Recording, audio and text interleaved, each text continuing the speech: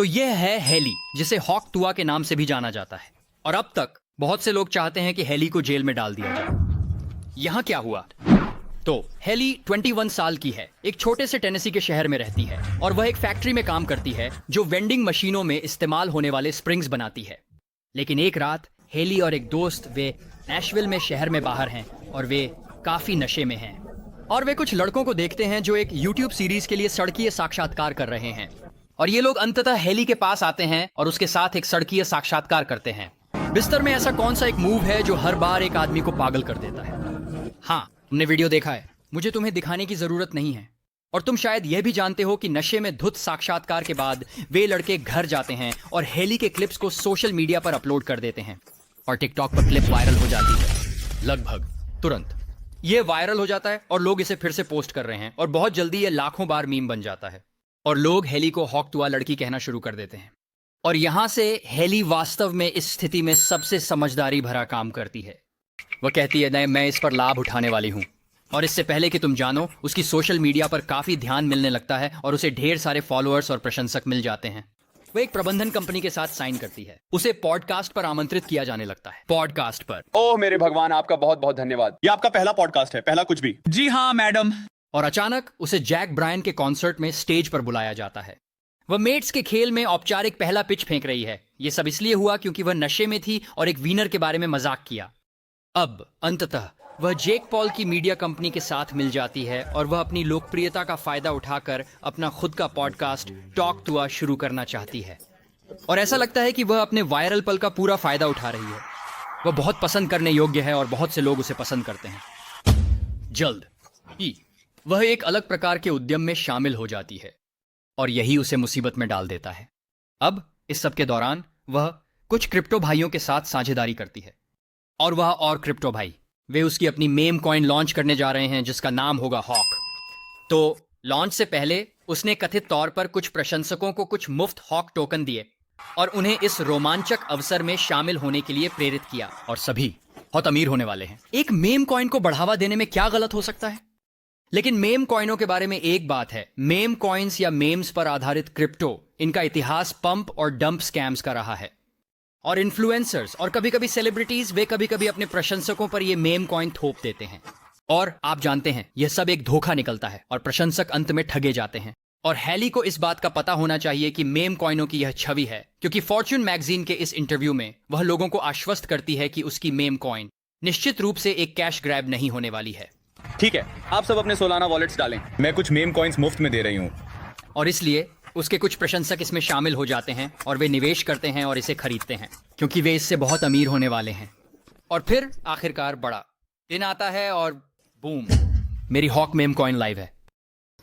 और इसलिए coin launch होता है और यह कथित तौर पर $490 मिलियन के मार्केट कैप को छू लेता है। लेकिन फिर सबसे बुरा जो हो सकता था वो होता है लॉन्च के 20 मिनट से भी कम समय बाद। कैसे 90% से अधिक शेयर अचानक बेचे जाते हैं और कॉइन क्रैश हो जाता है। इसकी कीमत का 35% खोना। 90 इसका मतलब है कि अगर आपने इस कॉइन में $1 का निवेश किया तो अब आपके पास 5 सेंट ही बचेंगे। तो बहुत से लोग इस पर बहुत सारा पैसा खो देते हैं। लेकिन बात यह है, हेली को इस पर कोई पैसा नहीं खोना पड़ता। और जिस क्रिप्टो भाई के साथ वह साझेदारी में है, जाहिर तौर पर वे भी कोई पैसा नहीं खोते, लेकिन प्रशंसक और निवेशक वे सभी खो देते हैं। और जैसा कि आप सोच सकते हैं, वे गुस्से में हैं और उन्हें लगता है कि इसमें कुछ सही नहीं है। और यहीं पर यह आदमी आता है, कॉफीजिला। अब कॉफीजिला वह एक यूट्यूबर है और उसने ऑनलाइन स्पेस में खुद को एक नाम बनाया है जो संदिग्ध क्रिप्टो व्यवहार को उजागर करता है। तो कॉफीजिला वह इस पूरे मीम कॉइन लॉन्च के मामले को देख रहा है और उसे यह सब बहुत संदिग्ध लगता है और वह इस बात पर यकीन कर चुका है कि यह किसी तरह का धोखा है और वह कहता है मेरे समय में नहीं। तो फिर हेली और कुछ क्रिप्टो भाइयों वे एक ट्विटर स्पेस शुरू करते हैं, क्योंकि मुझे लगता है कि वे निवेशकों को यह समझाना चाहते हैं कि यह पूरा मीम कॉइन मामला ये वास्तव में एक धोखा नहीं था, यह एक रग पुल नहीं था और शायद वे उन्हें शांत करने की कोशिश कर रहे हैं। सिवाय मुख्य क्रिप्टो भाई, यह आदमी हॉलीवुड का निवेशकों के लिए भाषण बिल्कुल जिम्मेदारी नहीं लेता। वास्तव में यह ऐसा लगता है कि यह उन्हें थोड़ा दोषी ठहरा रहा है। इस क्षेत्र में बहुत सारी नकारात्मकता है। मुझे लगता है कि क्रिप्टो मानसिक रूप से बीमार लोगों को आकर्षित करता है।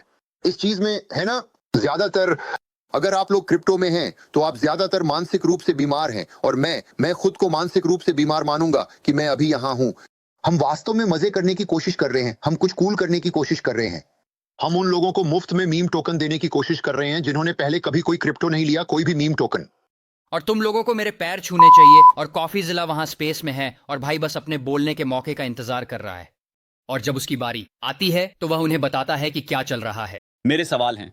मैं अपना हाथ उठा। कॉफीजिला।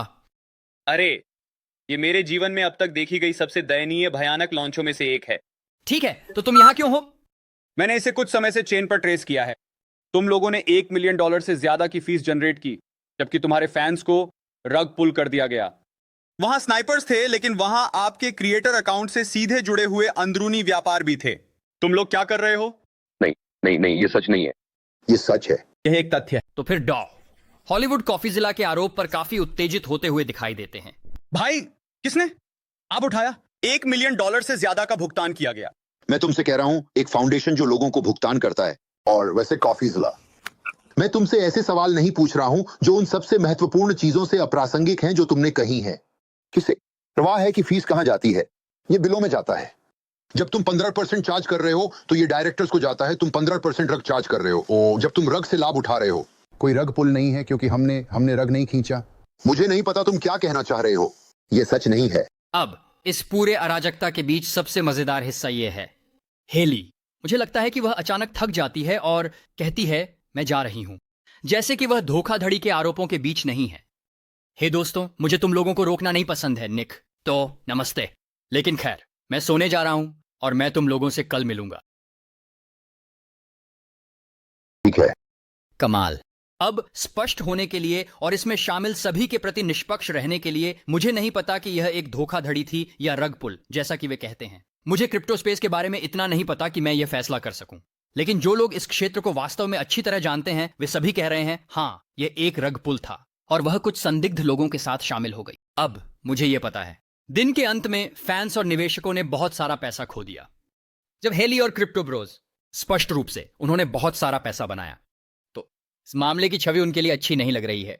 और जो लोग महसूस करते हैं कि उन्हें धोखा दिया गया है, वे वास्तव में नाराज हैं, और उनमें से कुछ उसका जेल में डालने की मांग कर रहे हैं, जिसके लिए मैं आपको वादा करती हूं, हॉकतुआ लड़की को जेल में नहीं डाला जाएगा। यह बस होने वाला नहीं है। हालांकि कुछ निवेशकों ने एसईसी के साथ आधिकारिक शिकायतें दर्ज की हैं और संभवतः मुकदमे भी हो सकते हैं, लेकिन कौन जानता है। अब जब यह सब हुआ, तब से अभी तक जब मैं ये वीडियो बना रही हूं, अभी हेली ने अपने सोशल मीडिया पर काफी चुप्पी साध ली है, लेकिन मुझे यकीन है कि वह किसी न किसी समय फिर से सामने आएगी।